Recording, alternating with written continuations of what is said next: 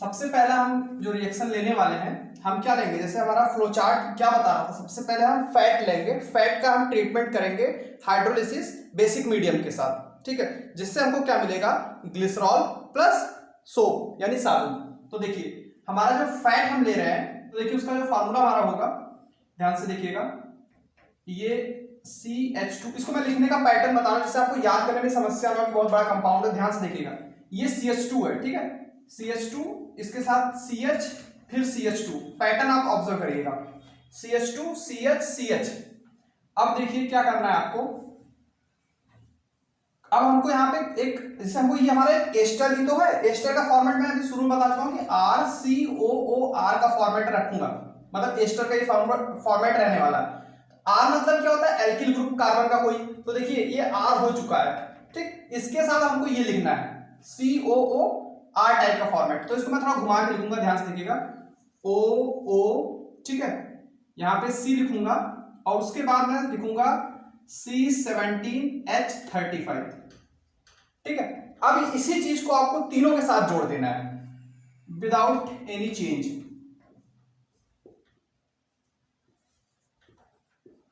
ठीक है। अब बहुत सारे क्वेश्चन कर सकते हैं, अगर यहाँ पे C लिखना ही था तो इसके साथ ऐड क्यों नहीं कर दिया, तो देखो ये कार्बोक्सिलिक ग्रुप मुझे दिखाना था, मेन पर्पस था कि कार्बोक्सिलिक ग्रुप इसमें साफ साफ दिखता रहे, इसलिए इसे कार्बन को मैंने अलग करके रखा है, ठीक है, और फॉर्मेट भी आपको दिक्कत ना याद करने में।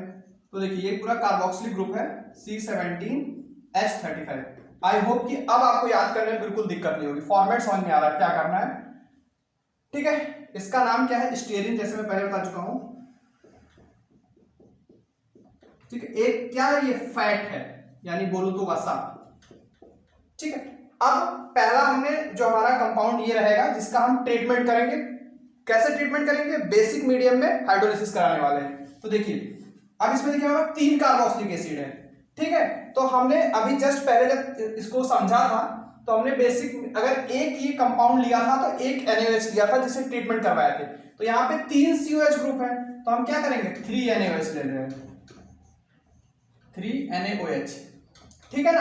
अब ध्यान से देखिए क्या होगा, ये बॉन्ड ब्रेक होगा, ये वाला R वाला, मतलब जैसे मैंने पहले बताया था ना कि RCOOR था, तो इसके साथ R के साथ बॉन्ड ब्रेक होता था, ठीक है, और यहां पे हम H दे देते थे और यहां पे OH दे देते थे। तो ध्यान से देखिए बस वही करना है और कुछ नहीं, सिंपली। और यहां पे हम क्या कर रहे हैं, हीट कर रहे हैं, इसको थोड़ा आपको हीट करना पड़ेगा, एनर्जी देनी पड़ेगी, ठीक है। तो जैसे करेंगे तो ध्यान से, अब कुछ नहीं, बस जो बचा है उसी को लिख दीजिए, यहाँ पे CH था, यहाँ CH2 था, ठीक है ना। अब हमको यहाँ क्या कर देना है, OH OH OH, ये OH ये OH और OH। आई होप कि आपको समझ में आ गया होगा कि कैसे लिखना है। इसका नाम क्या है, मैं पहले ही फ्लो चार्ट में बता चुका था, इसका नाम क्या होगा, ग्लिसरॉल। और ये सारे कौन से ग्रुप हैं, अल्कोहलिक ग्रुप है, आप देख पा रहे हो OH OH सब में लगे हुए हैं, ठीक है। इसके साथ जो हमारा बनेगा ना वो इंपॉर्टेंट है, वो क्या होगा, वही हमारा सोप है, ठीक है, साबुन। अब उसका फार्मूला ध्यान से देखिएगा, जैसा मैंने इसमें रिएक्शन में बताया था कि इसके साथ जो चीज बचेगी ना उसको आप हाइड्रोजन वहां पे आप ऐड कर देना, ठीक है, हाइड्रोजन ऐड कर देना। लेकिन वहां पे मैंने ट्रीटमेंट वाटर के साथ कराया था, यहां मेरे पास NaOH है, अगर वाटर होता तो H और OH था, तो एक जगह हम OH ऐड कर रहे थे, एक जगह H ऐड कर रहे थे। तो ध्यान से देखिए यहां पे हमने लिया है NaOH, ठीक है, तो यहां पे जानते हैं एक जगह आपने OH तो ऐड कर दिया, OH OH OH, अब बचा हाइड्रोजन जोड़ने की बारी, बट हमने NaOH लिया है तो यहाँ पे हाइड्रोजन तो है नहीं, Na ऐड होगा, बस आपका ये जो कार्बोक्सिलिक ग्रुप ये पूरा वाला बच रहा है ना, ये वाला आइटम, इसके साथ आप Na जोड़ दिए, वही आपका सोप होगा। लेकिन हाँ एक बात और ध्यान रखिएगा, ये वाले ग्रुप कितने हैं ये देख लीजिए, 1 2 3, तो 3 मॉलिक्यूल बनेंगे, तो 3 में पहले मल्टीप्लाई में लिख ले रहा हूं और बाकी चीज ब्रैकेट के अंदर क्या लिखूंगा, यही पूरी चीज लिखूंगा, ध्यान देखिएगा, C17H35, ठीक है।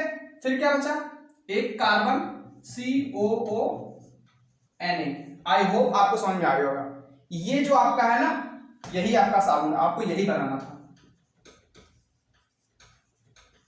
साबुन, ठीक है, इतना आप नोट डाउन करिए। इसके बाद में इसकी प्रॉपर्टीज और साबुन के प्रकार, जैसे मैंने शुरू में बताया था, सॉफ्ट होते हैं और हार्ड होते हैं, उसके बाद जो सॉफ्ट होते हैं उनकी क्या प्रॉपर्टीज होती है, सॉफ्ट कैसे बनेंगे, उसके बाद कुछ ही टाइम में मैं साबुन को बनाने की जो विधियां होती है, एक्चुअली बोर्ड में ये 7 नंबर का क्वेश्चन आता है, कभी कभी 5 नंबर क्वेश्चन आता है, तो बहुत इंपॉर्टेंट क्वेश्चन हो जाता है, और कभी कभी 1 या कभी कभी 2 नंबर में सीधे पूछ लेगा कि आप साबुन कैसे बनाएंगे, रिएक्शन लिखिए, तो आपको रिएक्शन में समझा दिया, फिर पूछ लेगा साबुनीकरण क्या होता है, सैपोनिफिकेशन, तो वो चीज भी मैं जस्ट बता दूंगा। एक चीज में और भी बता देता हूँ, लगे हाथ, तो ध्यान से देखिएगा, ये वसा है, ठीक है, और आप इस कंपाउंड्स को देख के समझ पाएंगे कि इसका मॉलिक्यूलर वेट बहुत ज्यादा आएगा, समझ रहे हैं, 17 कार्बन, ठीक है, एक कार्बन इधर, एक टोटल कार्बन कितने इन्वॉल्व हो रहे हैं, एक पार्ट में 19, ऐसे 19 इंटू 3, और एक कार्बन का देखिए, ध्यान से देखिए, टोटल कितने कार्बन है, 19 इंटू 3, इतने कार्बन है, और एक कार्बन का जो वेट होता है वो 6 होता है, तो 6 और मल्टीप्लाई होगा, समझ रहे हैं, मॉलिक्यूलर वेट कितना हाई जा रहा है।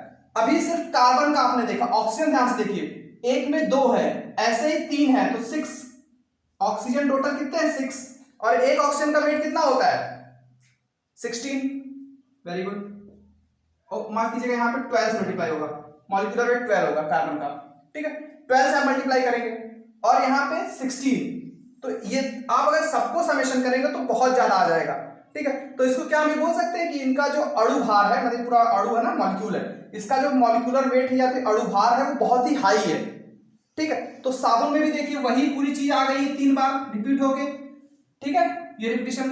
तो मैं अगर साबुन की डेफिनेशन आपको बताऊं, जैसे रिएक्शन हम लोगों ने डिस्कस कर लिया, अब सीधे आ जाते हैं डेफिनेशन पे। देखिए हमने एग्जांपल वही लिया जो हमने रिएक्शन में लिखा था, ठीक है, C17H35COONA, देख पा रहे हो आप, जो फैटी एसिड हमने शुरू में लिया हुआ था वही कार्बोक्सिलिक ग्रुप है, कार्बोक्सिलिक ग्रुप का साल्ट लिया है हमने, ठीक है, सोडियम सॉल्ट है यहाँ पे, और यही कार्बोक्सिलिक ग्रुप का पोटेशियम सॉल्ट लिया है। शुरू में मैंने बताया था कि अगर पोटेशियम सॉल्ट है तो सॉफ्ट साबुन बनेगा, ठीक है, और सोडियम सॉल्ट है तो हार्ड साबुन बनेगा।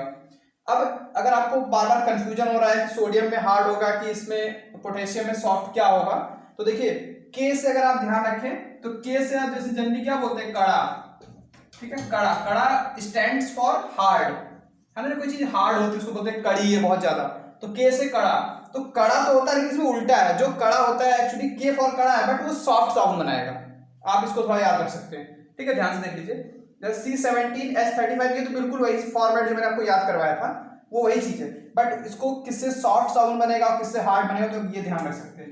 तो इससे क्या बन रहा है यहाँ पे, ये एग्जाम्पल है हमारा, माफ कीजिएगा, ये सॉफ्ट सोप का एग्जाम्पल है, और जो सोडियम है, सोडियम हमारा हार्ड सोप का एग्जाम्पल है, ठीक है।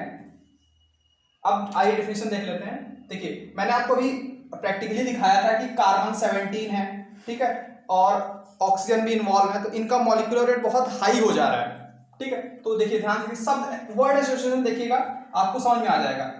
उच्च अणुभार वाले मोनोकार्बोक्सिलिक एसिड्स यानी अम्लों के सोडियम या पोटेशियम साल्ट्स साबुन कहलाते हैं। सिंपल सी डेफिनेशन आपको इतनी लिखनी है। देखिए मोनो, देखिए हर एक वर्ड का मतलब समझा दे रहा हूं आपको। उच्च मतलब हाई, जिनका मॉलिक्यूलर वेट बहुत हाई है।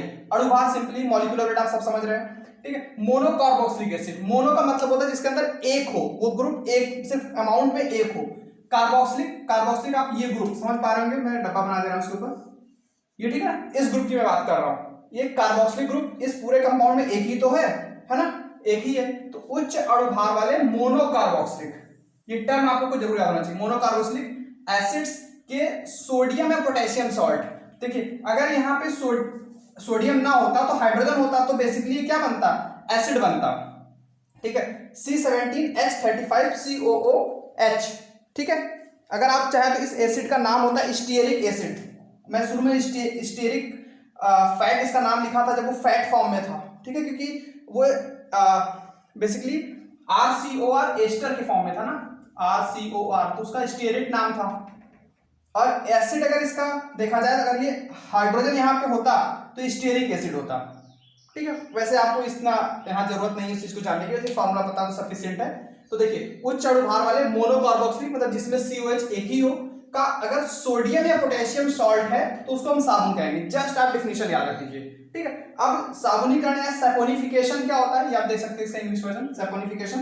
तो बेसिकली सोप बनाने का प्रोसेस ही साबुनीकरण कहलाता है। इसमें कुछ है लॉजिक, कुछ नहीं है, सिंपल। आपने सोप बनाया, सोप बनाने के प्रोसेस को ही सैपोनिफिकेशन या साबुनीकरण कहते हैं। तो देख लीजिए, डेफिनेशन देख लीजिए, वसाओं के क्षारीय जल अपघटन से। तो देखिए क्षारीय जल अपघटन क्या, आपने रिएक्शन जो हमने अभी लिखी थी, उस रिएक्शन में हमने NaOH लिया था। मैंने बोला था ना कि बेसिक हाइड्रोलिसिस करा रहे हैं। हाइड्रोलिसिस का मतलब क्या था, वाटर के साथ ट्रीटमेंट कर रहे हैं उसकी, मतलब वाटर प्रेजेंट है और उसके अंदर NaOH भी है। फिर उसके साथ हम क्या नाम उसका, जो स्टेरेट हमारे यहाँ पे स्टेरेट था यानी कि एस्टर था, उसके साथ ट्रीट कर रहे हैं, उसमें मिक्सअप कर दे रहे हैं। मिक्सअप करने के बाद जो है साबुन बनता है, और साबुन के बनने के प्रोसेस को ही हम क्या बोलते हैं, साबुनीकरण कहते हैं। ठीक है, आई होप आपको ये डेफिनेशन समझ में आ गई होगी और आप इसको नोट डाउन कर लीजिए।